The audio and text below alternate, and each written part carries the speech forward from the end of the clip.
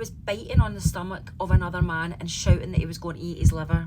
This is no comment with Nicky Smith, and this is the really disturbing and strange case of Stuart Smith, 39 years old, from Fife. So November 29, 2024, Stuart Smith and his friend Mr Zamora are drinking at his house in Auchtermuchty, and they decide to go on a bus trip to St Andrews. Now, while they're on the bus, an argument breaks out and the driver can see it happening in his rear view mirror, so he proceeds to stop the bus. Now, at this point, CCTV captures what happens. As the argument breaks out, Mr Smith starts to jump on Mr Zamora's head. He's got steel-toe cap boots and he is literally stomping on his head.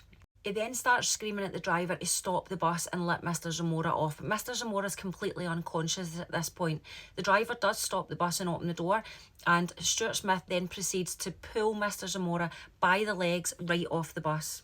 He drags him to a grass verge where he then proceeds to keep punching, stomping, kicking on him. All this time he's completely unconscious, and he then starts to chomp on Mr Zamora's stomach.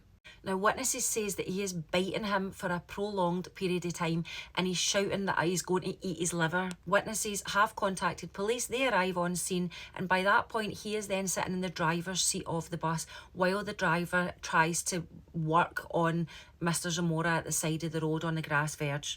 He starts to shout at police, "You're lucky I wasn't hungry or I would have ate his liver." Luckily, however, Mr Zamora does survive from the injuries.